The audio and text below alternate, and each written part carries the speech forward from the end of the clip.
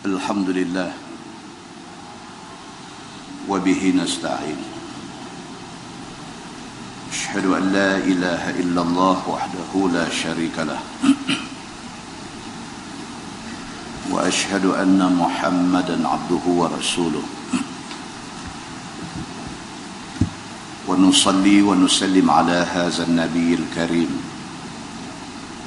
سيد المرسلين وعلى آله وصحبه أجمعين أما بعد أيها المؤمنون اتقوا الله أوصيكم وإياي بتقوى الله فقد فاز المتقون. Muslimin dan muslimat, mudah-mudahan dirahmati Allah Subhanahu wa taala. Di dalam sebuah hadis an Zaid bin Thabit radhiyallahu anhu qala sami'tu Rasulullah sallallahu alaihi wasallam yaqul man kanatid dunya hamma farraqallahu alaihi amrah wa ja'ala faqrahu baina 'ainayhi wa lam ya'tihi minad dunya illa ma kutiba lahu wa man kanatil akhiratu niyyatahu jama'allahu lahu amrah wa ja'ala ghinahu fi qalbihi wa atathu ad-dunya wa hiya raghimah atau kama qala, hadis sahih riwayat Ibnu Majah daripada Zaid bin Thabit radhiyallahu anhu. Kata dia, aku dengar Nabi sallallahu alaihi wasallam bersabda, sabda Nabi, man kanatid dunya hamma farraqallahu alaihi amrah. Sabda Nabi sallallahu alaihi wasallam, Nabi kata, barang siapa yang cita-citanya ataupun yang penting di dalam hidupnya dunia, bang siapa yang celek mata ingat dunia sampai nak pejam mata tidur ingat dunia, bang siapa yang dunia itu sangat important dalam hidup dia, farraqallahu alaihi amrah. Nabi kata Allah Subhanahu wa taala akan porak-perandakan urusannya. Siapa yang daripada celek mata pagi sampai tidur malam, otak tak ada ingat lain melainkan ingat dunia. Dunia ni ialah ingat duit ringgit, ingat jawatan, ingat nak naik pangkat, ingat benda-benda yang tak membawa ke akhirat. Bang siapa yang macam tu hidup dia, Nabi kata farraqallahu alaihi amrah. Satu benda Tuhan nanti buat kat dia, Tuhan akan jadikan urusan dia porak-peranda. Dia buat tak jadi belaka. Dia buat nak jahanam semua. Dia buat apa pun tak ke mana. Wa ja'ala faqrahu baina 'ainai. Nabi kata bahkan Allah akan jadikan di antara dua mata dia kefakiran. Maknanya dapat 1,000 tak cukup, dapat 5,000 tak cukup, dapat 10,000 tak cukup, dapat 20,000 sebulan tak cukup. Pasal apa dia ni jadi macam ni? 1,000 tak cukup tak apa, tapi 5,000 tak cukup, 10,000 tak cukup, 15,000 tak cukup, 20,000 tak cukup. Pasal apa dia ni jadi macam ni? Nabi kata wa ja'ala faqrahu baina 'ainai. Pasal Allah sudah letak kefakiran di antara dua mata dia. dia rasa tak cukup. Kita dengar dia dapat pendapatan sebulan 15,000, kita kata oh banyaknya, bagi dia tak cukup. Pasal apa dia jadi tak cukup? Pasal dia dalam diri dia, dalam hidup dia, dalam mimpi dia, dalam jaga dia, dunia yang dia ligat. Maka orang yang macam ni, wa ja'ala faqrahu baina ainai, Allah letak kefakiran di antara dua mata dia. Walam ya'tihi minad dunya illa ma kutibalah. Nabi kata, dan Allah akan bagi ke dia ni panggu ataupun bahagian dia atas dunia takat mana yang dituliskan untuk dia. Tidak ada ekstra rezeki untuk dia. Tidak ada bonus daripada Allah kepada dia. Banyak mana yang ditulis, banyak mana yang ditakdirkan, banyak tu aja Tuhan akan bagi. Wa man kanatil akhiratu niyatah. Kata Nabi, dan barang siapa yang akhirat itu yang menjadi niat dia. Dia buat apa pun, dia kerja kerajaan ke, dia buat menyaga ke, dia buat apa pun dalam dunia ni, niat dia nak cari rezeki, nak cari keredaan Allah Subhanahu wa ta'ala. Dia buat bendang ni pasal apa? Pasal nak sara keluarga dan pasal boleh keluar zakat. Dalam 100 orang, dalam 1000 orang ada seorang macam ni, tak ramai. Di antara tujuan, di antara sebab pasal apa dia buat bendang, di antara sebabnya ialah supaya dia dapat peluang untuk keluar zakat. Kerana zakat itu ibadah. Nabi kata, wa man kanatil akhiratu niyatah. Bang siapa yang akhirat itu yang menjadi niat dia, yang terselit dalam hati dia, yang duk tersimpan dalam hati dia ni apa dia? Dia nak cari keredaan Allah. Kalau dia jadi menteri pun dia nak cari keredaan Allah. Kalau dia jadi DO pun dia nak cari keredaan Allah. Kalau dia jadi guru besar sekolah pun dia nak cari keredaan Allah. Kalau dia jadi guru, dia cikgu pun dia nak cari keredaan Allah. Jama'allahu lahu amrah. Nabi kata satu benda Tuhan janji dekat dia, Tuhan akan jadikan urusan dia beres semua. Kalau Allah itu keutamaan dalam hidup dia, kalau keredaan Allah itu yang diburu, yang dicari oleh dia, Allah janji wa jama'allahu lahu amrah. Allah akan jadikan urusan dia, kerja dia beres. Dia tak ada serabut, dia tak ada semak perut, dia buat kerja jadi. Wa ja'ala ghinahu fi qalbih. Nabi kata bahkan Allah jadikan dia satu orang yang kaya jiwa, satu orang yang kaya hati, satu orang yang mempunyai sifat qanaah, satu orang yang Tuhan bagi apa ke dia, dia puas hati. Allah bagi berapa pun dekat dia, dia redha. Allah bagi banyak mana pun dekat dia, dia alhamdulillah, dia syukur pada Allah, dia terima kasih kepada Allah. Wa atathu dunya wa hiya raghimah. Dan dunia nanti mai dekat dia dalam keadaan dia berat hati untuk nak terima. Rezeki dia tak cari, duk bergolek mai ke dia. Rezeki dia tak gelut sampai tinggal ibadat, tapi rezeki itu Tuhan duk golek mai ke dia. Raghimah ni dalam bahasa Arab maksud dia unwilling. Orang putih kata unwilling, maksud dia tak mau pun, dia tak cari pun, Tuhan bagi. Dia tak gaduh pergi kempen suruh orang pilih dia, orang mau ke dia. Kalau dalam konteks pembubaran parlimen, tak gaduh kempen, tak gaduh naik pentas, tak gaduh maki hamun orang, tak gaduh buat yang ni semua. Orang mau ke dia. Macam mana orang boleh mau ke dia? Allah bagi ke dia sokongan itu. Wa atathu dunya wa hiya raghimah. Dunia mai ke dia dalam keadaan raghimah, dalam keadaan dia ni reluctant. Orang putih kata reluctant ni maksudnya dia tak gelut cari, tapi nak mai ke dia.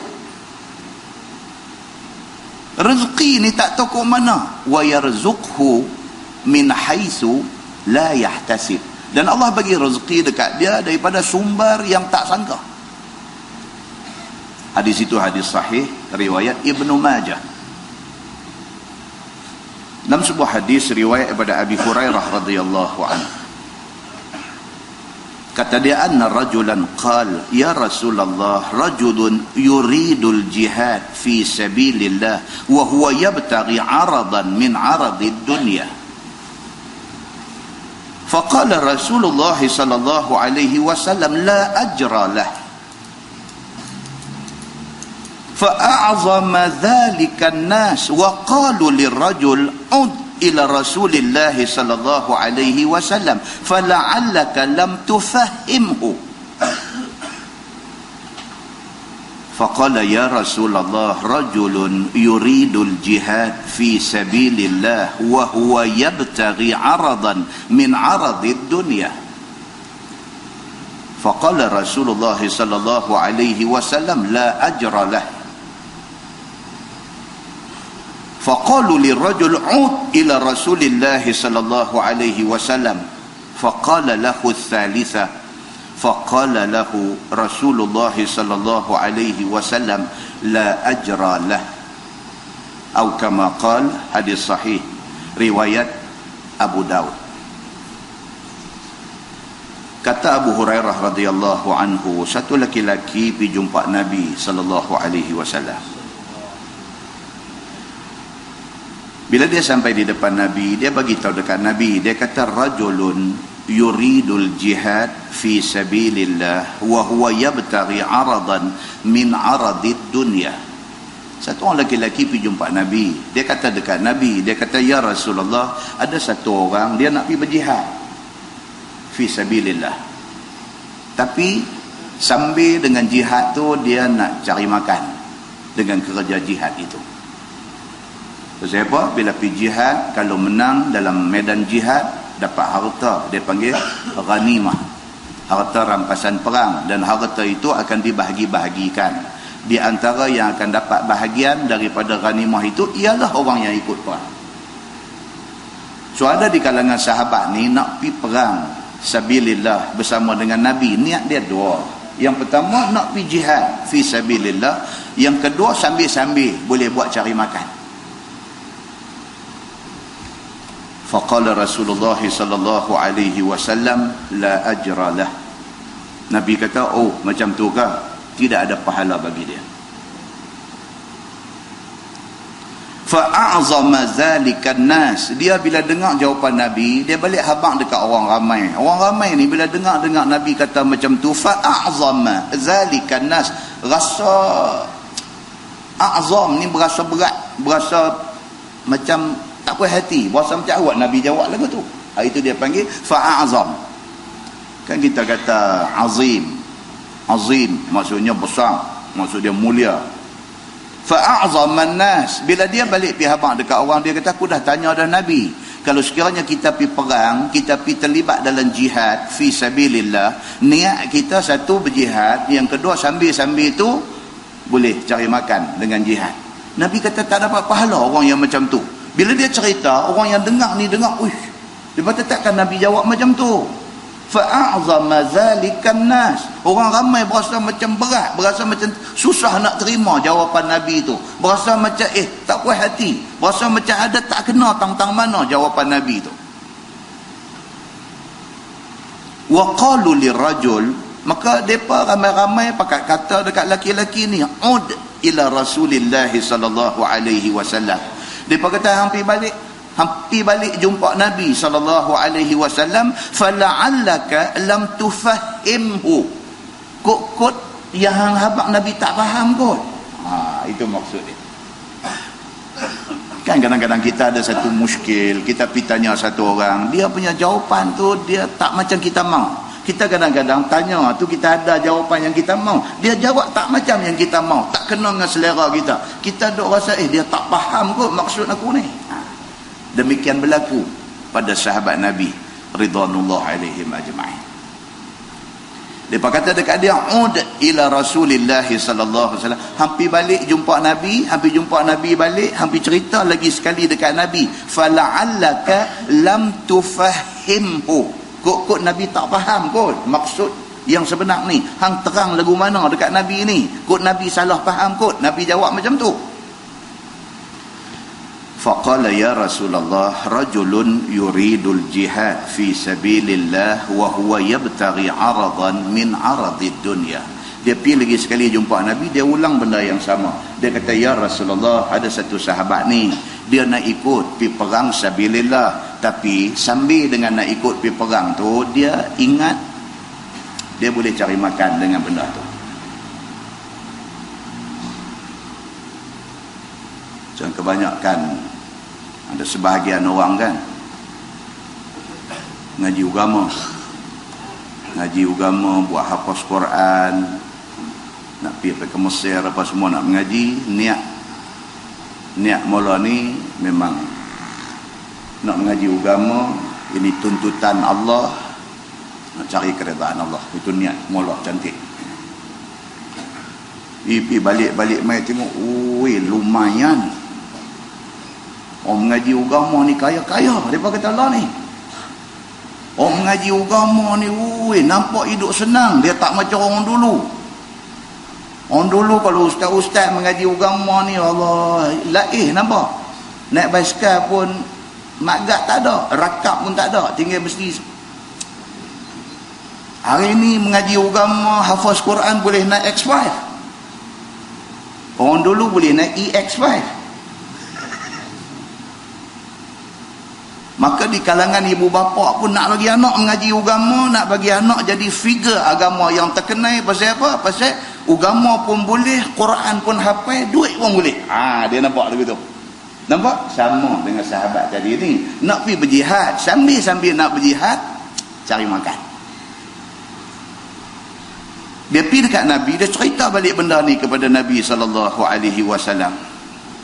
Faqala Nabi sallallahu alaihi wasallam, la ajra lah.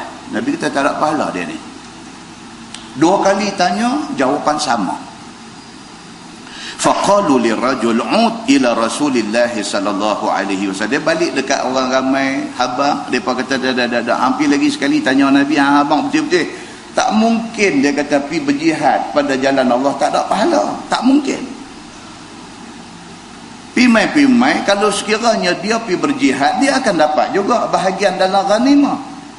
Dan macam mana yang boleh tak dapat pahala ni? Hang terang bagi Nabi faham benda ni. Faqala lahu salisah.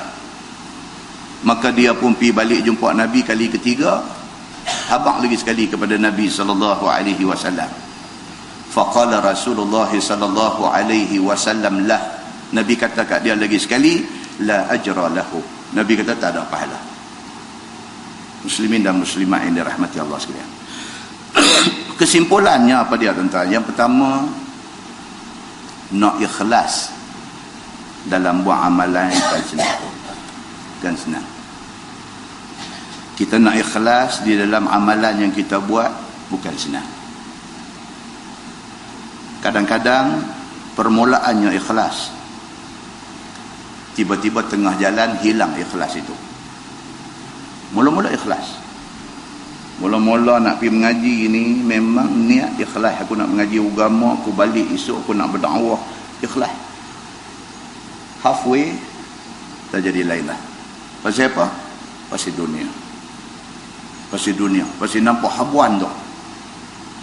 Maka nak mendapat satu amal ikhlas itu bukan senang. Kerana itu dalam Quran Tuhan kata apa?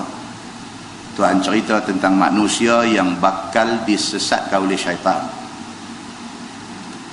Tuhan cerita, kata iblis, syaitan sumpah depan Tuhan, dia kata fabi'izzatik, demi kemuliaanmu ya Allah, la ughwiyannahum ajma'in. Syaitan kata depan Tuhan, dia kata aku akan pastikan depa ni anak cucu Adam, manusia ni, aku akan sesatkan depa semua. Illa ibadaka minhumul mukhlasin. Syaitan kata dekat Tuhan, melainkan kalau depa ni ikhlas sungguh, aku tak apa payah buat apa. Muslimin dan muslimat yang dirahmati Allah sekalian, daripada hadis yang kita baca dapatlah kita faham bahawa sedaya upaya kok mana cerita pun cuba bagi ikhlas apa yang kita buat. Dalam sebuah hadis riwayat daripada Uqbah bin Amir radhiyallahu anhu, dia kata anin Nabi sallallahu alaihi wasallam qala iza ra'aita Allah yu'til 'abda minad dunya 'ala ma'asihi ma yuhibbu fa inna ma huwa istidraj. Summa tala Rasulullah sallallahu alaihi wasallam falamma nasu ma dhukkiru bih fatahna 'alaihim abwaba kulli syai' hatta idza farihu bima utu akhaznahum baghtah fa idza hum mublisun. Sadaqallahul azim atau kama qala.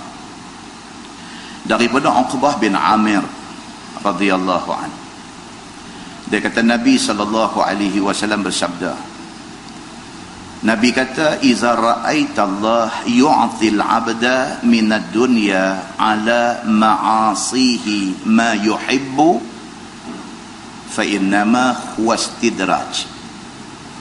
Nabi kata kalaulah hampa tengok Allah Subhanahu wa taala bagi kepada satu-satu hamba dia di dunia yang kuat buat dosa. Kalaulah sekiranya hampa tengok dalam pada hampa hidup dalam dunia ni, hampa tengok ada manusia dia ni ahli maksiat, jahat, maksiat cukup kuat, tapi dia mau apa Tuhan bagi.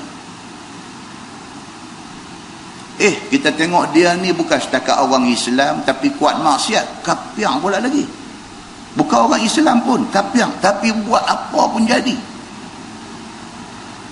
Nabi kata kalaulah hampa pernah tengok benda ni di atas dunia, satu orang kapiang tapi buat apa pun jadi, satu orang Islam tapi maksiat cukup kuat tapi buat apa pun jadi,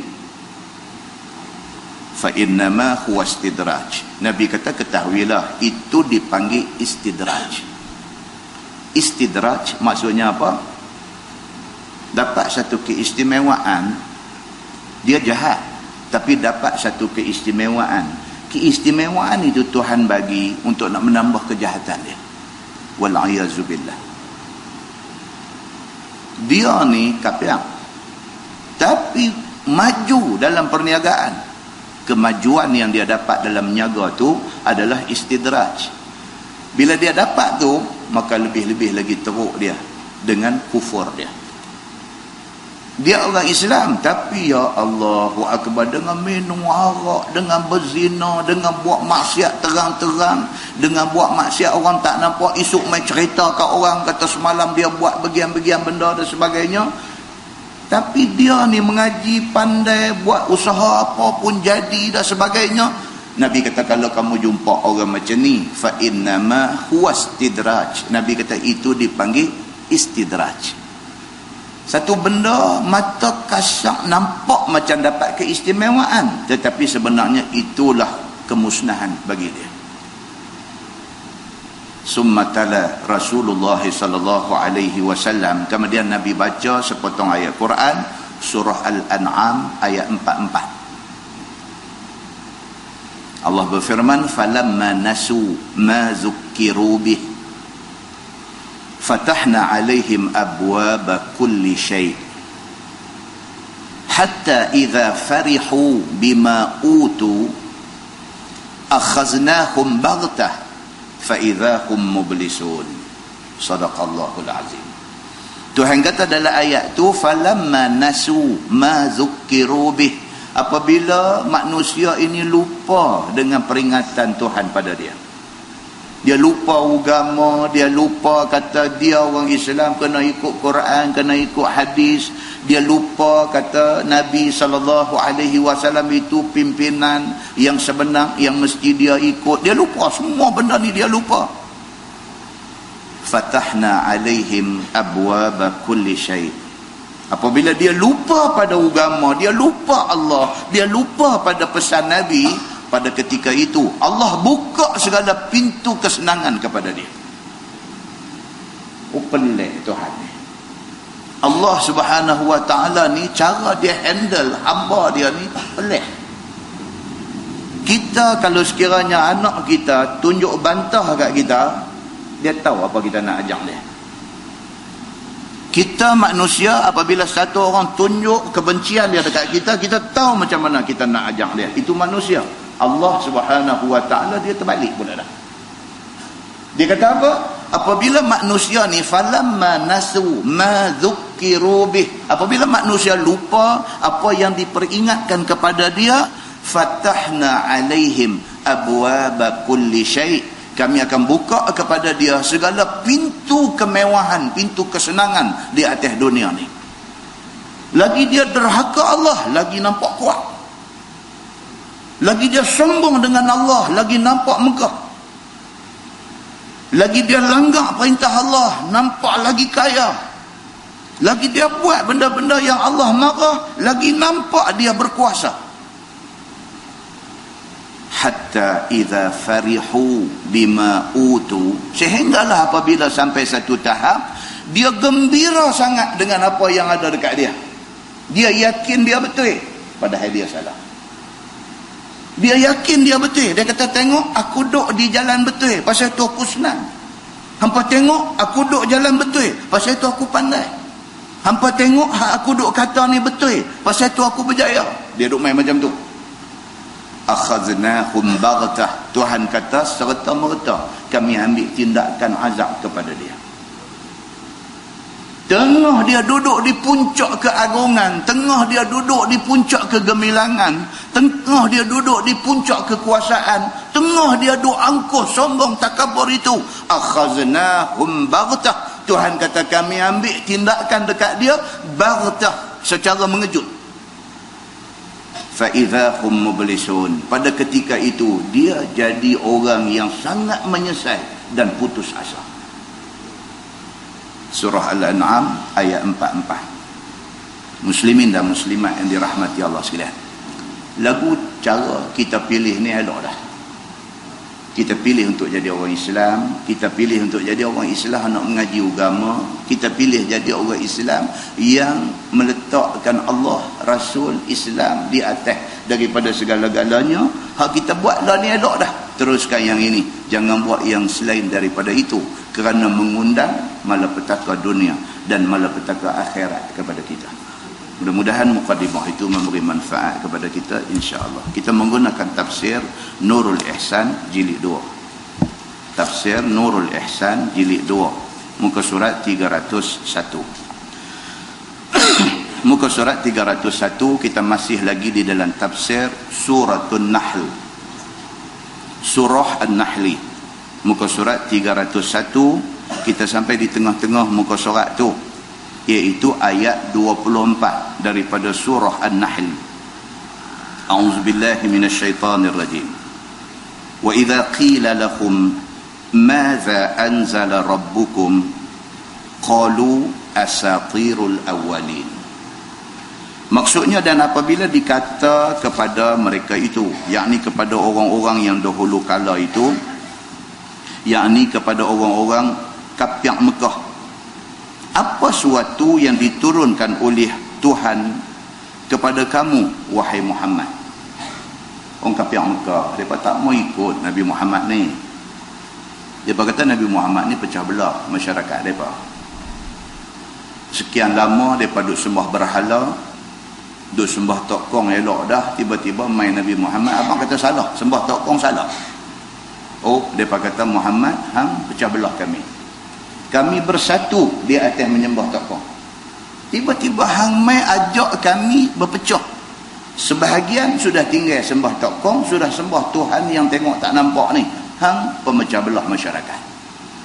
Ini berlaku kepada Nabi SAW pada masa itu.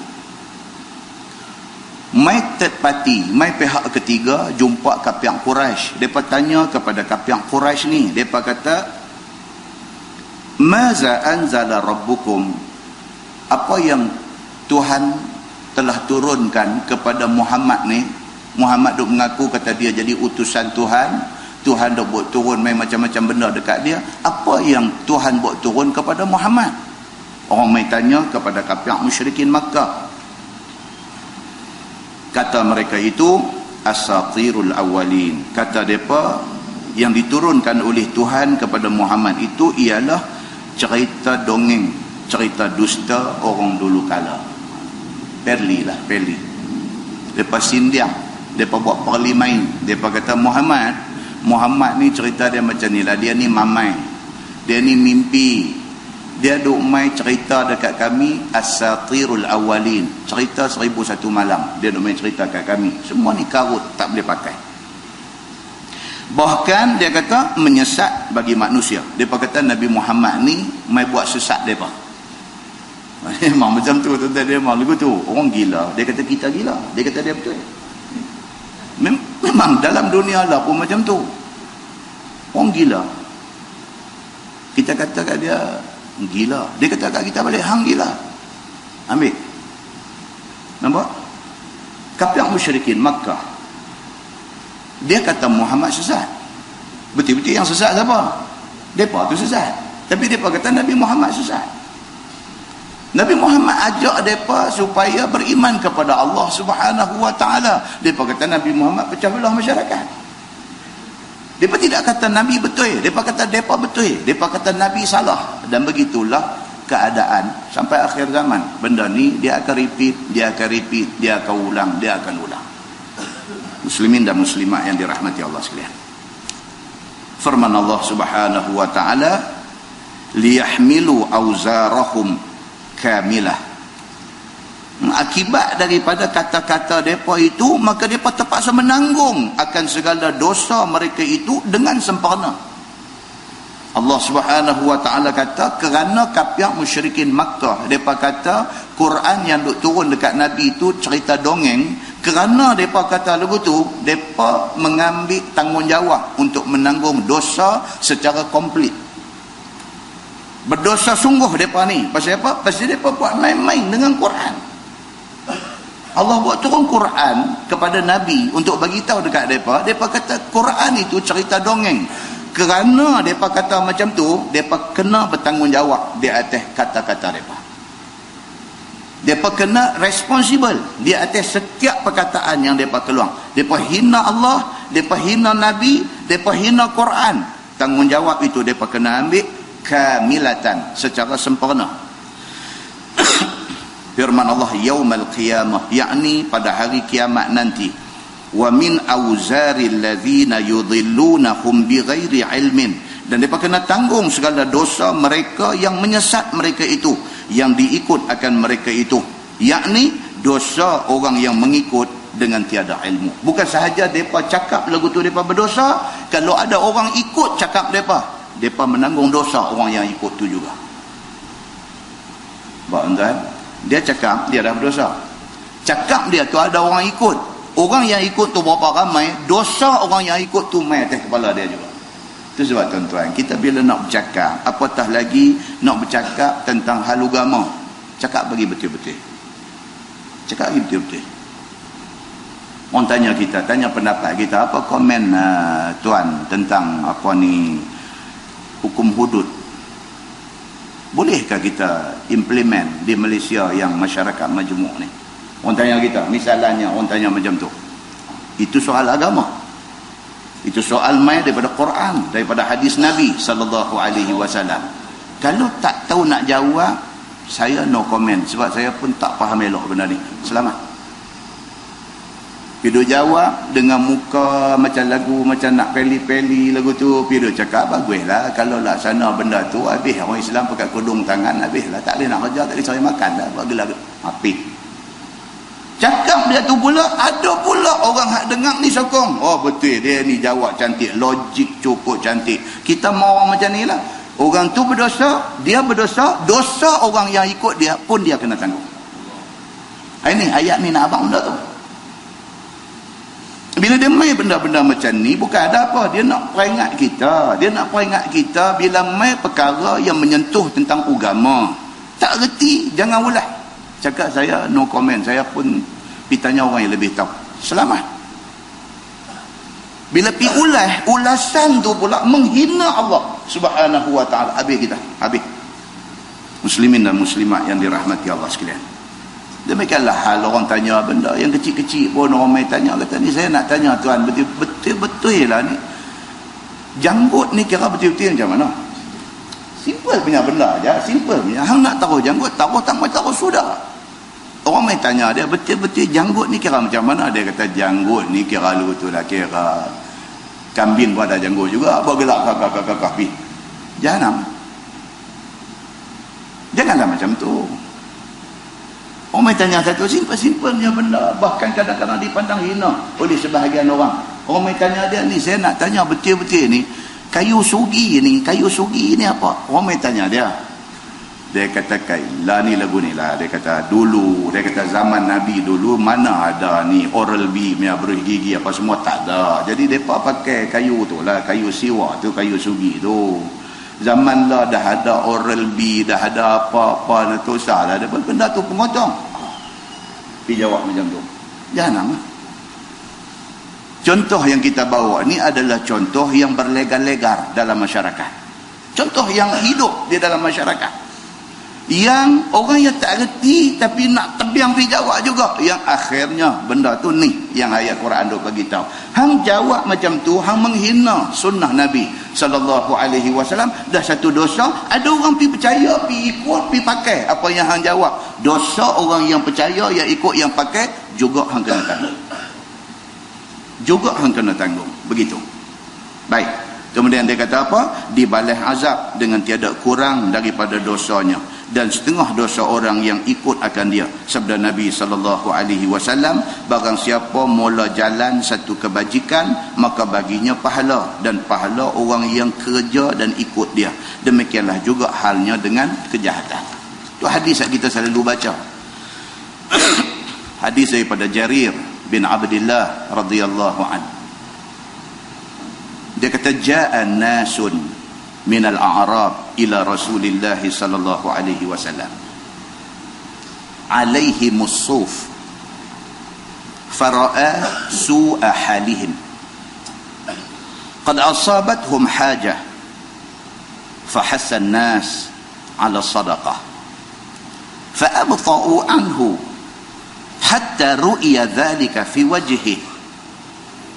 Qala Jarir ثم إن رجلا من الأنصار جاء بصرة من ورق ثم جاء آخر ثم تتابعوا حتى عرف السرور في وجهه فقال رسول الله صلى الله عليه وسلم من سن في الإسلام سنة حسنة فعمل بها بعده كتب له مثل أجر من عمل بها ولا ينقص من أجورهم شيء ومن سن في الإسلام سنة سيئة فعمل بها بعده كتب عليه مثل وزر من عمل بها لا ينقص من أوزارهم شيء أو كما قال. Hadis sahih riwayat Imam Muslim. Ini penjelasan kepada hadis yang ditulis dalam kitab tadi.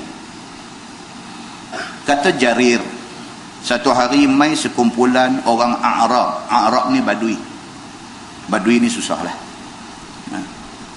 Satu hari mai sekumpulan orang Arab, orang Badui mai di masjid Nabi sallallahu alaihi wasallam. Alaihi musuf. Pakaian yang mereka pakai ni pakaian bulu busuk. Macam orang hari ni, orang kaya-kaya pergi berjalan Australia, dia beli bulu kambing bawa balik. Bulu kambing buh depan televisyen, buh beratus-ratus tu harga satu tu. Copi basuh bagi tak apa nak kering elok tu, bau dia macam mana? Macam kambing. Nama pun bulu kambing. Jangan doa abang kata bau macam bau kambing, pasal bulu tu bulu kambing. Orang miskin susah ni, depa manalah ada duit nak pergi beli baju-baju yang katan, Arab panggil, baju-baju yang elok-elok. Kambing hak depa sembelih buat makan, kulit tu jemuk-jemuk agak buat pakaian pakai. Jadi bila kena hujan ke kena basah, dia mainlah bau tu, bau kambing tu. Kata Jarir bin Abdullah, satu hari puak Arab Badui ni, Arab ini mai masjid Nabi, mai pakai baju yang dibuat daripada suf, daripada bulu kambing ni. Baulah. Fara'a su'a halihim, tengok ke keadaan mereka pun nampak susah. Kan tuan-tuan, macam kita hari ni lah, kita tengok orang tu kita tahu senang susah tu boleh agak. Kalau dia tak tepat pun dia lari sikit lah. Kita tengok tak susah dia ni. Kita tengok ni orang senang ni. Dia ada muka dia, gaya dia, pakaian dia, cara dia turun mai apa. Benda tu dia campur-campur kita tahu. Kaya kita tahu miskin. Mai puak ni di masjid Nabi SAW, fara'a su'a halihim, nampak kesusah miskin depa ni, nampak qad asabathum hajah, nampak depa ni memang perlu bantuan, depa ni dalam berhajat, nampak ni nak kena tolong puak ni, nampak susah. Fahathan nasa ala sadaqah, Nabi SAW pun bangkit berdiri, Nabi buat pengumuman. Nabi kata ni kita ada satu tetamu main masjid kita, dan saya menganjurkan kepada tuan-tuan bersedekahlah kepada mereka ni. Nabi menganjurkan supaya tolong orang yang nampak susah ni. Fa'abta'u anhu, kata hadis tu apa dia pakat slow, respon daripada sahabat ni, fa'abta'u, kira tak responsif. Nabi suruh tu tak nampak macam tak ada sambutan begitu. Hatta ru'ya zalika fi wajhi, sehingga kan nampak pada wajah Nabi SAW macam sedih. Yalah, bila Nabi suruh tiba-tiba tak ada respon ni, rasa tak syok kan. Satu ustaz main masjid nak mengajar, kira sampai 13 kali kira ada 3 orang ya. Kok kira mula tu silap, kira lain sekali, kok silap, kira 3 juga, kira 13 kali kira 3. Jadi nampak waru'iyah, dan nampak pada wajah tu tahu pasang lah, sedih lah. Hujan saya boleh mai, pasal apa yang depan ni tak boleh, dia nampak sedih. Nabi SAW lebih lagi, apabila dia menganjurkan, hassa ni maksudnya encourage, dia seru, dia ajak, dia suruh sahabat-sahabat ada ni, mailah kita pakat tolong. Pasal apa? Nampak depa ni orang susah, mai kita pakat tolong. Fa'abta'u anhu, respon lambat, tak apa nak respon, sehingga nampak sedih pada wajah Nabi. Qala, kata Jarir, summa inna rajulan minal ansar ja'a bisurrah min wariq. Tiba-tiba bangkit satu orang sahabat Ansar. Sahabat Ansar ni orang mana? Orang Madinah. Ada di Madinah tu ada orang Muhajirin mai daripada Mekah, ada orang Ansar, orang asal Madinah, dua ada. Jadilah tak ada respon tu, tiba-tiba satu orang bangkit. Dia ni siapa? Dia ni sahabat Ansar. Dia bangkit dengan duk bawa bisurratin min wariq, bawa satu benda macam makanan yang dibungkus dengan apa? Dengan wariq, dengan daun-daunan. Dalam syarah hadis dia kata dia bagi kurma. Dia bagi kurma, bukan kurma daging, buah kurma. Dia ambil mai, dia orang yang memulakan, orang yang mula menyahut ajakan Nabi tadi. Dia ambil kurma, dia bungkus dengan daun, dia mai bagi. Summa jaa akhar, bila dia ni bagi, ada lagi pakat bagi, ada kau ni bagi. Rupanya nak tunggu siapa dulu kan, rupanya perangai itu hambela dah. Bila cikgu mengajar dalam kelas ni, cikgunya baik, ada soalan, pakat sengap semua.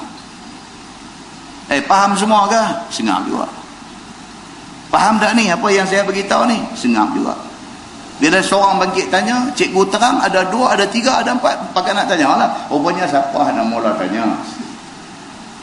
Rupanya yang ni pun sunnah juga kayak ni. Saya kata kami berapa, kami ikut sunnah Ustaz. Pasal sunnah hadis kata lagu tu.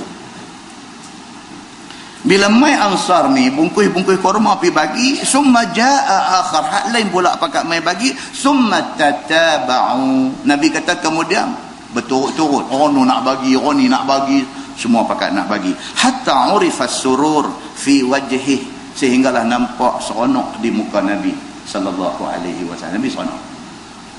Yang tadi duk buat macam tak mau respon, Nabi dah sedih. Bila seorang bagi, 2 orang, 3 orang semua pakat nak bagi, kelihatanlah gembira pada wajah Nabi sallallahu alaihi wasallam. Faqala Rasulullah sallallahu alaihi wasallam, Nabi bersabda, Nabi kata, man sanna fil Islam sunnatan hasanah. Nabi kata, siapa yang dalam Islam ini dia memulakan satu benda baik. Ini timbul hadis ni, hadis yang kita baca dalam tafsir Nurul Ihsan tadi. Ini asal ceritanya. Nabi kata, man sanna sunnatan hasanah, siapa yang mulakan satu benda baik dalam Islam, fa'umila biha ba'dah, dengan kerana dia mula, orang pakai ikut buat dan pakai beramal dengan apa yang dia mulakan itu, kutiba lahu mislu ajri man amila biha, ditulis padanya pahala pada kawan mula tadi. Dia mula dah dapat pahala. Bila ada orang ikut dia, berapa ramai orang ikut dia, berapa banyak orang ikut dia, banyak itulah pahala yang dapat ke dia. Pahala hak dia, lepas tu orang yang pertama buat kerana ikut dia, kawan tu dapat pahala, dan pahala tu dapat ke dia juga. Mai kawan yang kedua dapat pahala, dan pahala kawan kedua dapat juga dekat dia. Dia jadi macam direct selling rupanya. Dia jadi macam satu direct selling, macam sistem piramid. Pahala ni dia duk main macam tu. Wala yanqusu min ujurihim syai'. Nabi kata sikit pun tak kurang pahala. Macam mana yang orang yang ikut tu dapat, banyak tu juga dia dapat. Dia copy balik bagi kat kau ni. Kalau kau tu buat dapat 10 pahala, dia tadi 10, lagi 10 dapat hak kau tu buat. Kau tu 10, dia 10. Kalau 10 orang main, 100 pahala main dekat dia. Nabi SAW beritahu macam tu. Dan demikian Nabi kata, man sanna fil islami sunnatan sayyi'ah. Demikian juga hal siapa yang start buat benda tak elok, jaga. Siapa yang memulakan satu benda tak elok, fa'umila biha ba'dah, lepas tu orang pakat duk ikut buat benda tak elok tu, kutiba alaihi mislu wizri man amila biha, dia dapat dosa macam mana kawan tadi dapat pahala, macam itulah dia dapat dosa. Dia buat, dia berdosa, orang ikut buat, dosa orang tu pun juga dapat dekat dia. La yanqusu min auzarihim syai', tak kurang sikit pun dosa, sama macam mana orang yang kendian buat, demikianlah duk pi ke dia, tak kurang sikit pun.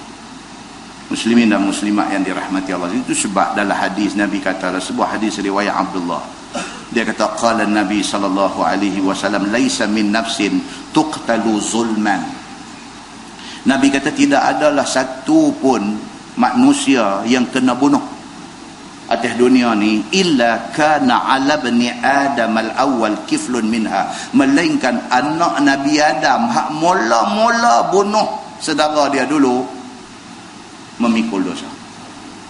Siapa dia? Yang bunuh Qabil. Qabil bunuh siapa? Bunuh Habil. Qabil bunuh saudara dia Habil. Dialah manusia yang pertama memulakan pembunuhan di atas muka bumi ini.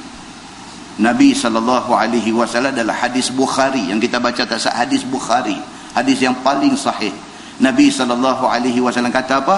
Laisa min nafsin tuqtalu zulman, tidaklah satu manusia yang dibunuh secara zalim, illa kana ala bani Adam al-awwal, melainkan ke atas anak Nabi Adam mula dulu ni, kiflun minha, dapat satu panggu dosa.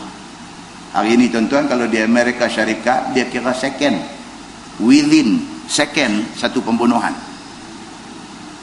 Di Amerika Syarikat hari ini, pembunuhan yang duk jadi ni, bunuh secara zalim ni, pembunuhan ni jadi, dia kira second aja, dia tak kira minit lah. Dalam second ada berapa pembunuhan jadi.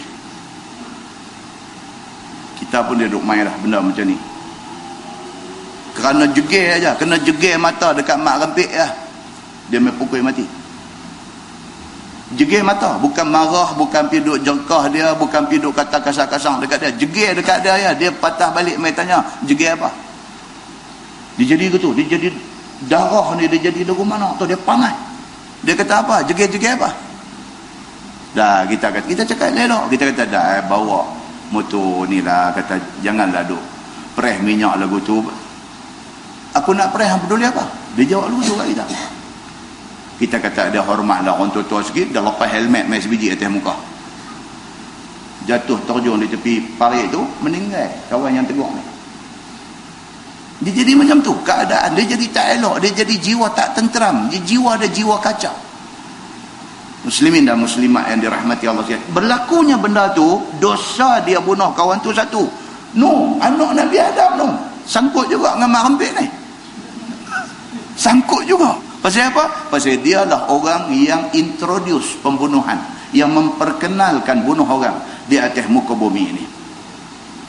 Hadis itu hadis sahih riwayat Al-Bukhari. Muslimin dan muslimat yang dirahmati Allah sekalian. Sambung ayat tadi, dia kata apa? Firman Allah, ala sa'a ma yazirun. Ketahuilah olehmu sejahat barang yang tanggung mereka itu daripada dosa. Maksudnya apa? Itulah seburuk-buruk dosa yang kena tanggung ke atas orang yang memulakan benda jahat ke atas manusia. Kerana dia pergi perkenal satu benda jahat atas dunia ni, orang pakai ikut buat.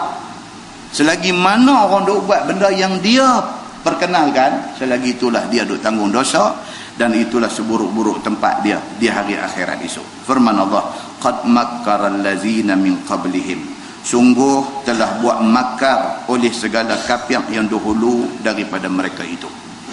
Allah Subhanahu wa taala kata apa? Sebenarnya cerita buat makar, buat rosak, buat jahat atas muka bumi ni bukan mula zaman Nabi Muhammad. Daripada dulu-dulu, daripada Nabi dulu-dulu ni dah ada orang jahat, Tuhan kata. Iaitu seperti mana Namrud bin Kan'an. Dia kata seperti mana Namrud bin Kan'an ini juga satu contoh, satu figure, satu individu yang jahat. Dan jahat dia disebut dalam Quran adalah hadis Nabi sallallahu alaihi wasallam. Jahat Namrud ini sampai ke tahap apa dia? Bakang dia akan Nabi Ibrahim mutasyad. Jahat dia ni sampai ke tahap apa? Bukan setakat Namrud tak ikut seruan Nabi Ibrahim, bukan setakat tak ikut. Bukan setakat dia tak ikut, dia bunuh Nabi Ibrahim. Bahkan dia tak ikut dan dia bunuh Nabi Ibrahim dengan cara nak bakang Nabi Ibrahim. Woi, sampai macam tu. Tapi Allah Subhanahu wa taala tidak bagi izin kepada dia untuk nak tunai kehendak hati jahat dia. Tapi dia tak ikut dan dia nak bunuh Nabi Ibrahim, dan dia pilih cara bunuh tu pula, dia pilih dengan nak bakar Nabi Ibrahim dalam api. Makna cukup jahat. Ini yang kata Namrud ni cukup jahat. Baik, dia kata apa? Namrud itu bina sarhun. Sarh ni maksud dia apa? Sarh dalam bahasa Arab ni maksudnya satu bangunan besar, huge, satu huge building, satu bangunan yang zaman tu tak ada, bangunan seumpama tu tak ada. Hebat bangunan yang dia bina ni. Sarh ataupun burj, dalam bahasa Arab juga sebut burj. Kan kita tengok di apa, di Dubai tu dia panggil burjun barajim. Kalau tuan-tuan pergi Mekah, Madinah ni, hotel-hotel dia buat nama burj Sultan dia panggil. Oh, dengar, wih, ini gamak Sultan duk kot. Masuk tengok, Allahu Akbar, keadaan dalam dia. Nama dia bubuh burj. Burj makna dia tower, makna dia menara. Di Dubai itu dia panggil burj Dubai. Lepas tu ubah buah nama burj Khalifah. Mula-mula buah nama burj Dubai, menara Dubai. Lepas tu tengok tak kena pasal apa, pasal Presiden nampak macam tak apa syok, mesti tak buah nama dia, dia tukar buah nama Burj Khalifah. Khalifah nama dia, nama pemerintah Dubai. Buah nama Burj Khalifah. Okey. Baik, zaman ni, zaman yang kita duk baca ni, zaman Namrud tak ada lagi bangunan yang sehebat tu. Tower, bangunan besar ni tak ada, melainkan Namrud lah orang yang mula sekali reka bangunan tinggi ni. Bangunan itu menara tinggi naik sampai ke langit supaya tujuan dia buat menara tu, supaya ia dapat naik ke langit dan juga berperang dengan penduduknya. La ilaha illallah yang kata Namrud ni. Tujuan dia buat tu bukan setakat nak tunjuk hebat dia. Tujuan dia buat tu kerana ada orang duk habaq kat dia, kata langit ni ada penduduk dia. Penduduk langit ni siapa dia? Malaikat Allah. Jadi dia bila dengar, oh ada orang, ada penduduk kat di atas sana, tak apa, dia buat bangunan tinggi supaya apa? Supaya dia naik pi, dia nak cari ni orang yang duduk tu, dia nak bunuh mati. Ni dia bukan jahat lagi, dia nak main gila babi lah ni. Jadi macam ni, adakah benda pi buat macam tu? yang kata Namrud ni. Baik, so supaya dia dapat berperang dengan ahli, yakni dengan penduduk langit, tinggi bangunan yang dia buat, sarhun ataupun burj ataupun menara bangunan tinggi yang dia buat ni, tingginya 5,000 hasta. 5,000 hasta. Tuan-tuan, yang kata burj apa Dubai ni, berapa tinggi dia? Burj Dubai, saya saja cek tengok, dia kata tinggi apa nama burj Dubai ni 2,200 berapa kaki dah tinggi kan. Gunung Everest tinggi berapa? Kita baru baca tafsir di baru ni di Taman Krian. Gunung Everest tinggi dia berapa? 8.8 km. Tinggi Gunung Everest ni 8.8 km. Kita baca tafsir di Taman Krian. Nah, abang kata lagi satu kehebatan ciptaan Allah ni, satu tempat dia panggil Jurang Mariana. Tuan balik lagi masuk internet, tanya Tuan Haji Google kita. Jurang Mariana. Type itu di Google, saja Google tengok. Jurang Mariana ni di mana? Jurang Mariana ni duduk di sebelah timur Mindanao. Ini nak main geng Sulu ni juga depan ni. Jurang Mariana ni ada sebelah timur Mindanao. Kedalaman yang kata Jurang Mariana ni, dia punya kedalaman dia tu berapa? 11 kilometer. Daripada permukaan air laut tu turun pergi 11 kilometer. Maknanya dia lebih dalam daripada Gunung Everest yang hanya 8.8 kilometer. 8.8 kilometer sudah menjadi puncak tertinggi dunia. Jurang ni yang ada di sebelah timur Mindanao ni, Jurang Mariana ni, kedalaman dia 11 kilometer dalam. Apa satu misteri makhluk apa Allah simpan, tuan tu tak tahu tuan-tuan. Demikian hebat kekuasaan Allah Subhanahu wa taala. Itu dia. Benda-benda macam ni kan kita tengok lah saja lapang-lapang tu, pergi tengok apa geografi tu dalam TV. National Geography, tengok depa ni orang putih, depa pergi kaji benda-benda ni. Cuma kadang-kadang ada di kalangan depa hasil kajian membawa depa beriman kepada Allah. Ada yang kaji mati dengan duk kaji itu aja pun ada juga. Pasti bukan semua orang yang dapat hidayah Allah. Beza dengan kita dah pun dapat hidayah Allah. Kalau kita pergi tambah lagi baca benda-benda ni, mantap keyakinan kita kepada Allah Subhanahu wa taala. Jadi Namrud ni dia buat yang kata bangunan besar menara tinggi ini, dia buat ketinggian dia kata setengah riwayat dia kata 5,000 hasta. Dia kata tinggi lah tu zaman tu. Namrud ni tuan-tuan, kalau kita cuba nak cari dalam keterangan yang yang lebih dalam Quran, dalam hadis, tak ada. Melainkan ayat Quran yang Allah Subhanahu wa taala sebut tetapi tidak sebut nama. Allah Subhanahu wa taala cuma sebut saja kata ada satu manusia yang dia ni diberikan nikmat oleh Allah Subhanahu wa taala, diberikan kerajaan besar kepada dia, tiba-tiba dia derhaka Allah. Allah sebut macam tu saja. Siapa dia Namrud ni? Daripada riwayat-riwayat yang tidak diketahui kesahihannya. Ada dalam kitab tafsir, ada dalam riwayat-riwayat yang berbagai-bagai. Cari dalam Bukhari, dalam Muslim, dalam detail cerita tidak ada. Tapi daripada riwayat-riwayat yang ditulis yang tidak ada sumber yang sahih ni, cerita macam-macam, menarik cerita dia ni. Dia ni kononnya nama Namrud bin Kan'an, cicit Nabi Nuh. Kononnya dia ni cicit Nabi Nuh. Bapa dia ni cucu Nabi Nuh.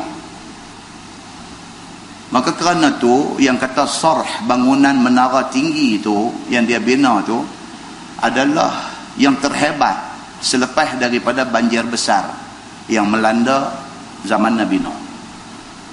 Dia main kaitan tu, dia keluar main. Bapa dia ni Kan'an, juga dikenali dengan nama Kush. Bukan Kush Hotahe, Kush bin Kan'an. Kanaan ataupun Kush, apa nama, bin Ham. Ham ini ada dalam Ibnu Katsir ada sebut. Ham adalah salah seorang anak Nabi Nuh. Yang tu ada sebut dalam tafsir. So katanya bapa dia ni yang kata Kanaan ataupun Kush. Orang hari ni kalau dia tulis Kanaan, dia tulis AKA. AKA tu apa dia? Also known as Kush. Kush Potahir. Okey. Pak dia ni Kanaan ini cucu Nabi Nuh. Ini riwayat kunun cerita macam tu. Mak dia saja kita tahu bila dia ni betul tak betul cerita ni tak tahulah, tapi nak tahu juga dia ni siapa. Hebat sangat dia ni sampai nak bakang Nabi ni. Mak dia ni satu wanita cantik, bijaksana, cerdik. Mak dia ni umur muda belia, muda remaja, sudah dikahwinkan dengan bapa dia. Menikah hari ni, esok pak dia mati.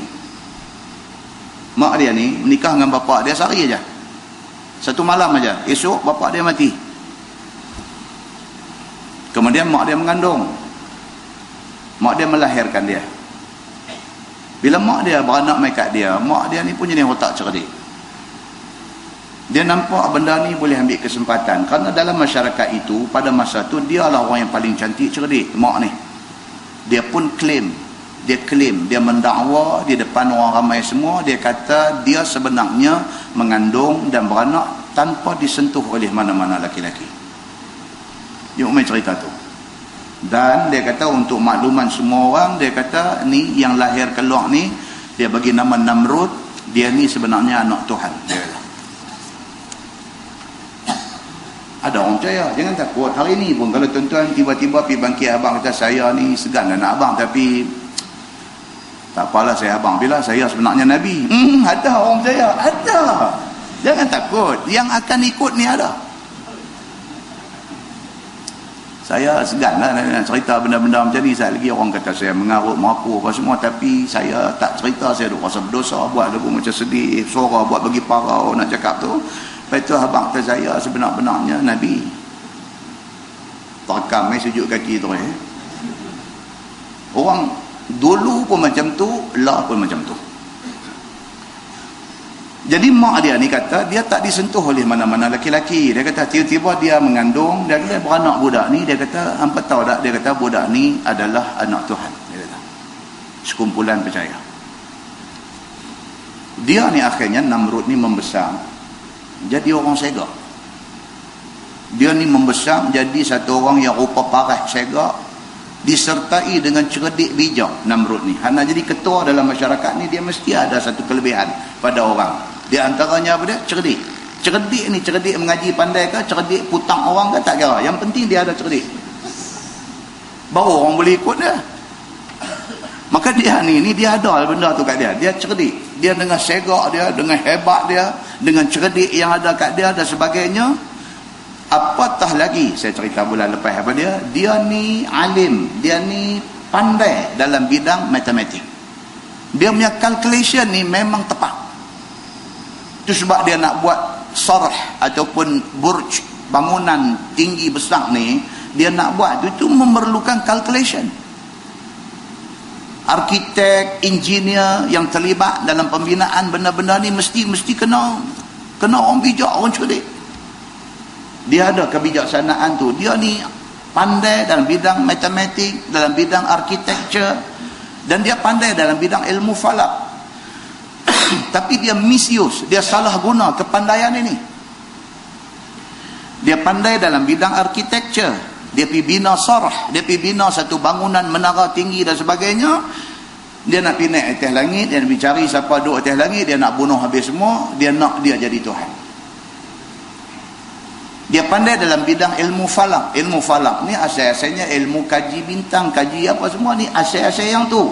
Daripada ilmu falak itu, Namrud akhirnya dia sampai ke tahap apa? Dia mencipta ilmu horoskop. Saya sebut bulan lepas. Dia cipta ilmu horoskop. Horoskop ni apa dia? Bunyi hebat, tapi bila diterjemahkan maksudnya apa? Tilik nasib. Dia memanglah dia bunyi cara orang putih ni bunyi kemas. Horoskop, bunga raya tu pun jangan, dia punya nama orang putih dia, kita dengar kata tanya balik bunga raya. Tak ada apa lah. Jadi dia pandai horoskop. Jadi dengan kerana dia pandai bidang falak, maka dia cipta horoskop yang hari ni duk ada hak duk pi tungkat motor, pi duk berhenti van, pi duk berhenti kereta tepi jalan, buka meja kecil duk tunggu tu semua ambil daripada Namrud. Main tengok tapak tangan belek pakai cermin mata, tengok buang cermin mata, tengok apa semua. Dia kata hang kalau boleh hari Sabtu ni jangan duk keluar rumah. Dia abang kat kawan hak pergi tengok ni, dia kata hang kalau boleh hari Sabtu ni jangan duk keluar rumah. Ya, awak pasal apa? Dia kata hang kalau keluar, dia kata hang boleh terlibat satu aksiden yang cukup dahsyat. Weh, betul ke? Tak betul, hang keluar tengok. Dia tahu kita pun tak keluar. Tapi tak pernah lagi ada satu kaki mangkang pergi bagi tapak tangan dekat dia. Lepas tu kata kat dia, hang punya nasib sendiri macam mana? Kata tak pernah lagi jumpa kaki mangkang ni. Namrud, dia dengan kebijaksanaan dia manipulate. Ini bahasa orang putih. Manipulate ni maksudnya apa? Dia apa nak terjemah manipulate ni? Dia macam pandai manipulate tu, cantik dah lah, satu terjemah lah. Dia pandai ambil kesempatan atas orang, dia exploit orang, dia pandai putang orang, dia pandai belit orang, dia pandai bagi orang percaya kat dia, itu dia panggil manipulate. Dia pandai manipulate orang. Dengan ilmu horoskop yang ada dekat dia ni, dia mula duk pi bagi tahu macam tu macam ni, hang minggu depan akan jadi lagu ni, hang bulan depan akan jadi macam ni, hang tak kahwin lagi hang akan dapat suami macam ni, hang tak kahwin lagi hang akan dapat bini macam ni. Last sekali dia sampai tang mana? Dia kata kalau macam tu kita tak perlu Tuhan lagi, sebab ilmu horoskop ini sudah boleh membaca masa depan. Tak payah Tuhan lagi. Dia kata tang tulah akhirnya Namrud mengaku Tuhan. Nampak dia nak lingkup, dia nak jadi rosak, dia memang macam tu step dia. Muslimin dan muslimat yang dirahmati Allah sekalian. So dia buat kesimpulan, dia kata apa? Kita tak perlu kepada Tuhan lagi. Dia kata pasal apa? Ilmu ni cukup kalau kita pegang, kita tak perlu Tuhan dalam hidup kita. Sebab kita dah boleh menelak, kita dah boleh menjangka, dah boleh agak, boleh ramal apa nak jadi di masa depan. Dia kata. So finally, akhirnya apa jadi kepada Namrud? Dia jadi angkuh, dia jadi sombong, dia jadi zalim, dia jadi kejam, dia jadi raja besar yang cukup zalim. Dia kata ana rabbukumul a'la, aku Tuhan hamba yang maha tinggi. Ana uhyi wa umit, dia kata aku boleh hidupkan orang dan aku boleh bagi mati orang. Dia kata baik, dia bagi hidup macam mana? Dia bagi hidup maksudnya dia tak bunuh. Dia bagi mati maksudnya macam mana? Maksudnya dia bunuh. Jadi dia kata ana uhyi wa umit, aku boleh bagi hidup, boleh bagi mati. Dia kata biar betul. Dia kata dia panggil dua orang mai dekat dia, hak seorang dia pancung. Dia kata tengok, ana umit, aku bagi mati dia. Hang balik, terima kasih rumah. Aku bagi hidup. Dia kata. Kau hadu dengar ni, dengar sambil hangguk, sambil hangguk. Dia kata betul ni, nampak gaya kena sembah dia ni. Jadi Tuhan dia. Tuan-tuan, sentiasa selagi tak kiamat dunia ni, sentiasa akan ada di tengah-tengah masyarakat ni orang yang macam ni, yang pandai mengambil kesempatan atas kekurang cerdikan orang. Muslimin dan muslimat yang dirahmati Allah sekalian. Maka akhirnya dia mengambil sikap apa dia? Dia menolak seruan Nabi Allah Ibrahim AS. Dia tolak seruan. Dia kata Ibrahim, hang tu sadut merepek ni semua, Tuhan pun kami tak mau ikut, tambah hang manusia sopa macam kami tak mau ikut. Apabila Ibrahim cuba nak berhujah dengan dia, apa dia buat? Dia jatuh hukum mati kepada Ibrahim, dibakarnya Nabi Ibrahim dalam api, dan Allah masuk campur. Allah kata ya nar kuni bardan wassalaman ala Ibrahim, wahai api jadilah kamu sejuk. Bardan sejuk. Kan kita pergi Mekah duk tengok bekas air Zam-Zam tu, dia tulis di situ apa dia? Barid tu daripada bar maksudnya sejuk, barid maksudnya air sejuk. Air tu disejukkan, barid. Orang Mekah dia kata moyah barid. Dia kata maksudnya air sejuk, air ais. Okey. So dia kata, Allah kata bardan wassalaman ala Ibrahim, jadilah engkau wahai api sejuk dan selamat ke atas Nabi Allah Ibrahim AS. Maka selamat Nabi Allah Ibrahim AS. Dalam keangkuhan dia, tibalah masa Allah ambil tindakan dekat dia. Tentu ingat balik mukadimah kita tadi. Apa dia? Ayat Quran, Tuhan kata apa? Falamma nasu ma dzukkiru bih fatahna alaihim abwaba kulli syai' hatta idza farihu bima utu akhaznahum baghtah fa idza hum mublisun. Kita baca awal tadi. Tuhan kata apa? Maka apabila manusia itu lupa akan peringatan Tuhan, fatahna alaihim abwaba kulli syai, kami buka segala pintu kesenangan, kemewahan, kemakmuran, kekayaan, kami buka bagi kat dia. Dia lupa kat Tuhan, dia lagi kaya. Dia lupa kat Tuhan, dia lagi senang. Dia lupa kat Tuhan, dia lagi dapat pengaruh. Dia lupa kat Tuhan, dia lagi menjadi-jadi, hidup dia nampak hebat. Tapi apabila sampai masa dia, akhaznahum baghtah, Tuhan kata kami ambil tindakan kepada dia secara mengejut tiba-tiba. Fa idza hum mublisun, ketika itu dia menyesal dan dia putus asa. Demikianlah kena kepada Namrud laknatullah alaih. Dia diserang oleh sekumpulan nyamuk, dia dan pengikut dia. Mula-mula Tuhan buat mai nyamuk.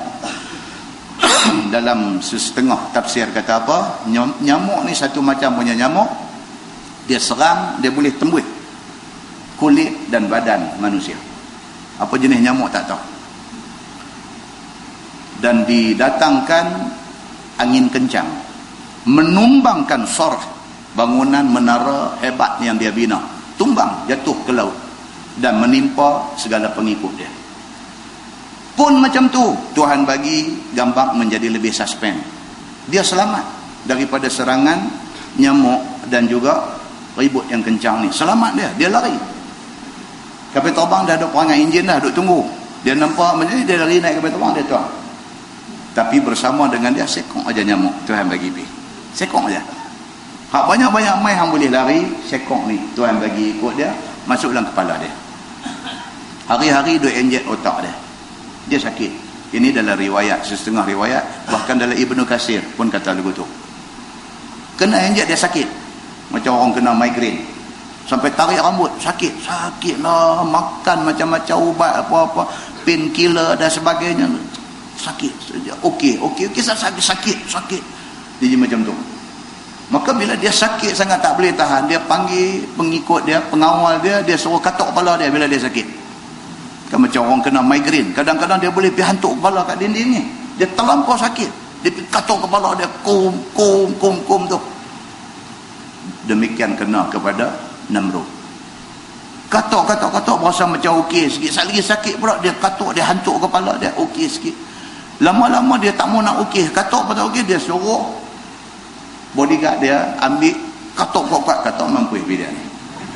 Demikianlah berakhirnya hidup Namrud yang begitu sombong, angkuh, takabur sampai ke tahap kata ana rabbukumul a'la, aku Tuhan apa yang maha tinggi. Tiba-tiba akhir hidupnya begitu. Itu mengikut setengah riwayat yang tidak dapat dipastikan kesahihan dia. Saja kita dengar cerita ni, ambil satu iktibar apa dia? Allah Subhanahu wa taala kalau dia nak ambil tindakan macam mana pun dia boleh buat kepada musuh-musuh dia. Baik, firman Allah Subhanahu wa taala, fa'atallahu bunyanahum minal qawa'id fakharra 'alaihimus saqfu min fawqihim wa atahumul 'azab min haitsu la yash'urun. Maka mendatang Allah akan binaan mereka itu daripada qawa'id. Qawa'id ni maksud dia foundation. Qawa'id kan budak-budak kalau mengaji bahasa Arab, anak tuan-tuan masuk sekolah irsyad, masuk maktab Mahmud, masuk sekolah agama ni DMW, pergi masuk Al-Mashhur dan sebagainya, dia akan mengaji Nahu bahasa Arab. Kitab Nahu tu dia buah nama Al-Qawa'id. Al-Qawa'id ni maksudnya apa? Foundation. Juga boleh dipanggil kaedah. Qawa'id ni maksudnya asas. Benda yang sangat penting. Nak buat binaan, kalau tak ada qawaid, kalau tidak ada foundation yang kukuh, duduk setahun ya, lepas itu dia crack sana sini. Dan orang yang ambil bidang civil engineer, dia nanti belajar pentingnya qawaid ini. Kan? Dia kata, hang buat extension rumah itu habisnya mana? Dia ni abang kata, saya habis dekat 100,000 lebih kat 120,000. Ui, dia kata awak main. Dia kata aku tambah sama besar jahang dia, aku tambah dalam 30 ya, 30 ribu ya. 30 dengan 120 ribu ni nampak bodoh sangat dah kawan yang buat 120 ribu ni. Tapi tanya balik, dia buat macam mana? Dia sebelum buat extension, dia buat piling. Dia bukan piling kayu bakau, dia piling pakai tiang batu tu. Dia buat macam tu, maka di situ kos. Dengan kawan ni, dia panggil tarah rumput, pakai ikat bata naik begitu ya. Memang 30 ribu lah. Mana boleh sama? Foundation, orang yang buat foundation dengan orang yang tak ada foundation, nak pergi banding harga, mana boleh? Saya kata hang pergi umrah baru ni berapa? Saya dalam 7 ribu lah, 7 ribu. Oi, mahal ya, kami pergi 4 ribu setengah ya. Yalah, betul lah. 7 ribu tu tanya balik, dia pergi naik kapal terbang apa? Oh, dia naik MAS. Oh, di Mekah duduk hotel mana? Dia kata saya duduk Safwa. Turun-turun tu turun dataran Masjidil Haram. Oh, hang 4 ribu setengah duduk tak mana? Oh, kami ni tengah dua batu tu duduk pukul kaki main bengkak hang buku tarik ke melekat tunjuk lutut bengkak bom. Pip sama juga, pi umrah juga, sampai juga di Kaabah tawaf apa tu 7 pusingan juga tak ada apa. Tapi yang boleh jadi 7 ribu tu dia main ikut mana, yang 4 ribu tu macam mana? Yang tu nak kena faham. Sama lah dengan foundation ni. Sama bila dia nak cerita kata apa, dia kata yang kata Namrud ni buat sarh. Dia buat ni siap dengan mengambil kira foundation dia sekali. Yakni kaki dalam tanah, dia kata. Kan hari ni kalau kita tengok teknologi orang buat rumah hari ni, ada yang tak piling dah. Tapi dia korek. Tapak rumah tu dia korek bagi dalam, dia buat orang bahasa kontraktor ni dia panggil footing. Dia buat footing. Ini nak bagi tahu ni kaki dalam tanah ni bahasa 60 tahun dulu. Kalau kitab ni ditulis minggu lepas, dia tulis footing. Tapi oleh kerana dia tulis 60 tahun dulu, dia tulis di situ daripada qawaid ataupun foundation, kaki dalam tanah. Dia kata, maksudnya apa? Dia buat footing kepada bangunan yang dia nak bina tu. Dia buat footing. Tiba-tiba dia kata apa? Allah mendatangkan dengan angin deras. Tu dia tuan-tuan. Dia buat dah dengan footing, dia buat dengan dia mengambil kira civil engineering ni. Dia ambil kira benda ni semua. Allah Subhanahu wa ta'ala dia buat mai satu angin derai tergulin jatuh bangunan tu. Tuan-tuan, di Masjid Pahim baru ni kita cerita pasal gempa bumi yang menjadi tanda kiamat, dan kita cerita dah beberapa negara yang kena gempa bumi dan kematian sampai berapa ribu orang. Daripada tahun berapa sampai tahun 2012 dah ada berapa puluh kali gempa bumi berlaku. Tuan-tuan, negeri sehebat Jepun ni selalu kena gempa. Sampai teknologi yang mereka ambil dalam civil engineering mereka ni sampai buat satu bangunan yang hidrolik, dia panggil. Balik lagi tanya Haji Google lagi sekali. Jepun ni buat bangunan hidrolik. Maksudnya apa? Setakat gegaran gempa bumi, setakat gegaran 8 skala Richter, bangunan tu tak reban kalau mengikut ilmu mereka. Setakat 8 skala Richter kalau bergoncang, bangunan tu boleh menari begitu. Dia tak retak, dia tak tumbang, dia tak patah. Sebaliknya dia main tu dia panggil hidrolik. Ni pandai manusia ni nak lawan apa yang Tuhan buat, nak lawan. Tapi dia nak abang di sini apa dia? Kalau sekadar gempa biasa itu kira okey. Tapi kalau dia yang main tu apa dia? Malapetaka balak daripada Allah, tu saya buat apalah, tumbang apa yang manusia buat. Kena kepada Namrud ni, apa sudah jadi dekat dia, dan kena gerak gempa, maka jatuh atas mereka itu oleh atap bangunan itu, daripada atas mereka itu mati sekaliannya, habis. Tuhan buat mai gempa khasfun, dalam bahasa Arab dia panggil khasfun, kha sin fa, khasfun. Kan dalam hadis dia kata khasfun bil maghrib wa khasfun bil masyriq, jadi gempa di timur, di barat, wa jaziratil arab, dan di semenanjung tanah Arab. Khasfun itu maksudnya apa? Gempa. Allah buat amai gempa ni apa jadi? Tumbang bangunan yang dia buat nak naik perlawan dengan malaikat atas langit ni, tumbang, mati sekaliannya. dan datang akan mereka itu oleh azab daripada pihak yang tidak diketahui mereka itu. Mai ni dia jadi cempera. Itu perkataan Pulau Pinang ni memang sedap perkataan dia. Perkataan tu tuan-tuan tak payah terang panjang, kita dengar tu rasa puas. Dia kata bila dia mai gempa bumi ni jadi cempera. Cempera tu dengar tu tak payah cerita dah, kita nampak dah kecemperaan tu macam mana. Amboi tu puas kan. Kalau perkataan itu disebut dengan bahasa yang amat standard, kita kata bila dia mai gempa dia jadi cempera. Dia punya tu tak ada. Cempera kata. Memang kita nampak macam mana jadi. Lari sana lari sini kan. Kita baca ayat Quran di Masjid Fahim tu, bila Allah Subhanahu Wa Taala buat mai tanda kiamat ni dia jadi macam mana? Tak kena mak, tak kena pak, tak kena suami, tak kena isteri, tak kena anak, tak kena apa pada masa tu. Itu yang dikatakan jadi cempera, maka mati sekaliannya. Datang akan mereka itu oleh azab daripada pihak yang tidak diketahui. Yakni sarhun itu jatuh sebelah atas ke dalam laut kerana dipukul angin sebelah bawah. Bangunan duk tegak tu, ribut ni dia main attack belah bawah ni. Bila kena tu dia tumbang tu. Dia tumbang, hak belah atas tu jatuh dalam laut. Demikian malapetaka yang dibawa mai oleh Allah Subhanahu Wa Taala. Jatuh atas orang negeri dengan gempa yang berlaku itu. Orang negeri maksudnya apa? Penduduk negeri yang menjadi pengikut Namrud ni. Maka mati sekaliannya. Inilah rupa balasan orang yang buat makar dengan Allah Subhanahu Wa Taala. Dia nak abang kata apa? Hantu sehebat macam mana, hantu sah macam mana. Kalau Allah buat mai malapetaka dia binasa semua. Maka tiada binasa melainkan dirinya jua. Tuhan tak akan jejah apa-apa. Orang yang lawan Tuhan yang terpaksa membayar harganya. Begitu. Firman Allah, summa yaumal qiyamati yukhzihim. Tak habis lagi. Atas dunia Allah buat mai gempa, buat mai nyamuk, buat mai apa, musnahkan atas dunia. Wa summa yaumal qiyamati yukhzihim. Kemudian tak cukup dengan azab atas dunia, di hari kiamat Allah menghina akan mereka itu dengan diazab di neraka. Tak habis lagi.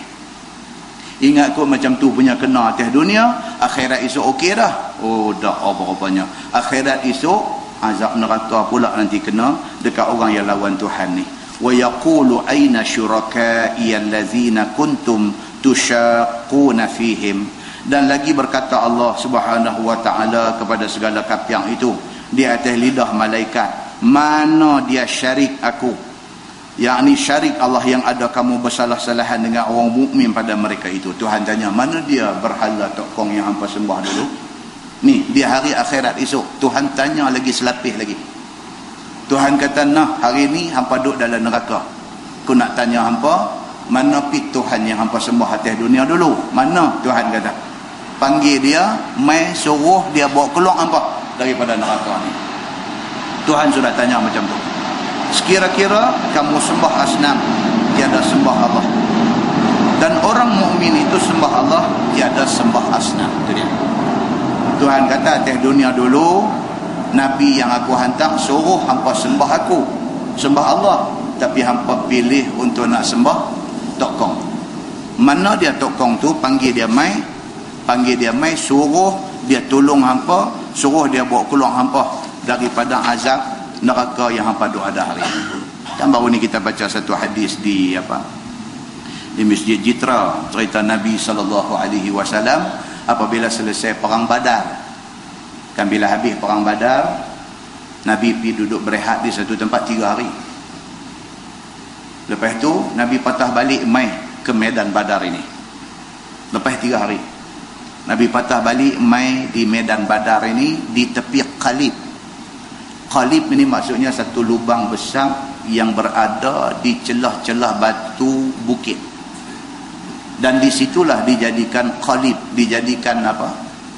Lubang untuk dicampakkan segala bangkai pembesar Quraisy yang mati dalam perang Badar.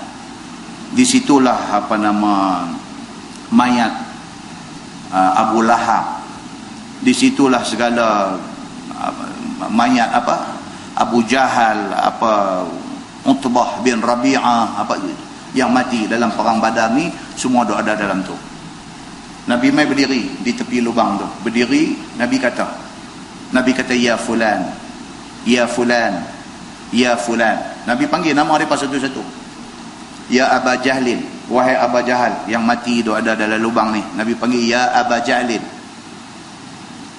ayasurrukum. Nabi berdiri di tepi lubang tempat mayat tu dicampak dah 3 hari dah. Nabi kata, ayasurrukum, alangkah baiknya bagi kamu. Nabi kata, ayasurrukum, alangkah baiknya bagi hampa ni, annakum ata'tumullah wa rasulah. Kalaulah masa hampa hidup sebelum mati ni, hampa taat kepada Allah dan Rasulnya. Nabi bercakap ni dekat mayat hak duduk dalam kubur ni. Nabi kata, alangkah baiknya bagi hampa kalaulah sebelum hampa mati ni, ata'tumullah wa rasulah, hampa taat Allah dan taat kepada Rasulullah. Alangkah baiknya kalau hampa beriman. Nabi kata begitu. Fa inna qad wajadna ma wa'adana rabbuna haqqan. Nabi duk cakap seorang-seorang ni. Sahabat duduk ada belakang. Nabi kata, kami orang Islam, kami dah dapat bukti apa yang Tuhan kami janji betul belaka. Fa hal wajadtum ma wa'ada rabbukum haqqan. Nabi kata, hampa hak mati ni, adakah yang Tuhan hampa janji jadi betul? Nabi tanya kepada kafir hak mati ni, kami, apa yang Allah janji dekat kami dah dapat tengok dah kebenaran dia. Hampa macam mana? Adakah hampa dapati hak Tuhan janji betul? Tuhan apa janji tu betul? Bila Nabi duk bercakap lagu tu, Sayyidina Umar duduk ada tepi. Sayyidina Umar tanya kepada Nabi. Dia kata, ya Rasulullah, ma tukallimu min ajsadin la arwaha laha. Umar kata, ya Rasulullah, Tuhan bercakap kepada jasad-jasad yang tidak ada roh. Umar tanya Nabi, dia kata, Tuan, ni apa cerita ni duk bercakap dekat bangkai kafir musyrikin yang mati ni? Tuan duk bercakap dekat ajsad, dekat jasad-jasad yang depa ni la arwah laha, yang tidak ada roh. Faqala Rasulullah sallallahu alaihi wasallam, Nabi jawab, Nabi kata, wallazi nafsu Muhammadin biyadihi ma antum bi asma' lima aqulu minhum. Nabi kata, aku nak abang kat hampa, depa dengar apa yang aku kata, bahkan depa dengar lagi jelas daripada hampa duk dengar lah ni. Nabi kata begitu. Qatadah, ulama tafsir yang saya cerita dia ni siapa di Masjid Fahim itu, Qatadah ni kata apa? Dia kata, ahyahumullah. Dia kata depa tu mati dah. Segala Abu Jahal, segala Utbah bin Rabi'ah, segala semua mati dah. Ahyahumullah, tapi Allah bagi depa hidup balik masa Nabi pergi bercakap tu. Allah bagi depa hidup balik hatta asma'ahum qawlah, sehingga depa boleh dengar apa hak Nabi kata. Maknanya apa? Maknanya orang mati biasa tak boleh dengar, tapi ini special case. Allah bagi depa hidup balik untuk nak dengar apa yang Nabi kata, nak mengisbatkan kebenaran Nabi sallallahu alaihi wasallam. Itu dia. Jadi daripada hadis itu, hadis sahih riwayat Al-Bukhari. Daripada hadis itu dapat kita faham apa dia, tuan-tuan. Kita jadi orang Islam hari ini memang tak silap dah. Tak silap, langsung tak silap kita jadi orang Islam ni. Cuma sikit hak kita nak kena apa betul silap kita apa dia? Kita percayalah kepada Quran dan hadis Nabi. Itu aja nak kena apa betul. Pasal sebahagian daripada orang Islam hari ini sebenarnya tak percaya. Berapa banyak ayat Quran yang dia percaya tak percaya gitu. Berapa banyak hadis Nabi yang dia macam percaya tak percaya macam tu. Hak tu sikit kita perbaik. Kita Islam elok dah. Start pada malam ni sampai seterusnya kita jadi orang Islam yang percaya. Semua ayat Quran main ni dengar macam mana pun sami'na wa ata'na. Kami dengar, kami taat. Demikian juga dengan hadis Nabi sallallahu alaihi wasallam. Nah, wallahu a'lam. Kita berhenti tentu. Lepas ni insya-Allah kita sambung.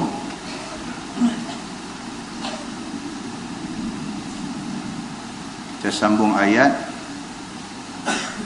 tadi sampai tang apa tu, dia sambung sikit lagi, tu tak habis ayat dia. Qala allazina utul ilma, telah berkata oleh segala mereka yang diberi ilmu, yakni para nabi dan mukmin pada hari kiamat, innal khizya al-yawm wasu'a 'alal kafirin, bahwasanya kehinaan dan juga kejahatan pada hari akhirat ini adalah atas segala orang kafir. Nah, wallah, kita berhenti dulu. Lepas ini kita masuk allazina tatawaffahumul malaikatu zalimi anfusihim. Ini satu ayat yang menarik. Dia nak cerita macam mana orang kafir mati macam mana. Orang kafir dia mati macam mana. Orang Islam, orang yang beriman, kita ni mati macam mana, kafir dia mati macam mana. Nyawa nak terbit keluar tu. Orang Islam yang beriman macam mana, orang kafir macam mana. Nyawa nak terbit keluar tu. Dalam hadis Nabi SAW, Nabi bawa tamsil, bawa contoh bandingan dia tentang cara kematian ini. Nah, wallahu a'lam.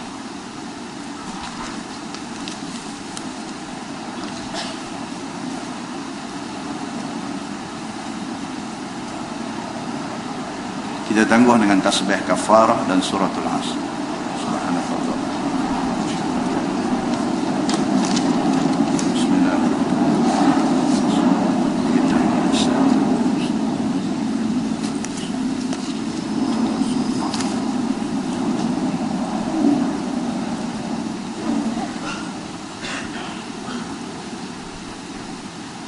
اللهم صل على محمد في الأولين والآخرين وسلم رضي الله تبارك وتعالى عن سادتنا أصحاب سيدنا رسول الله أجمعين.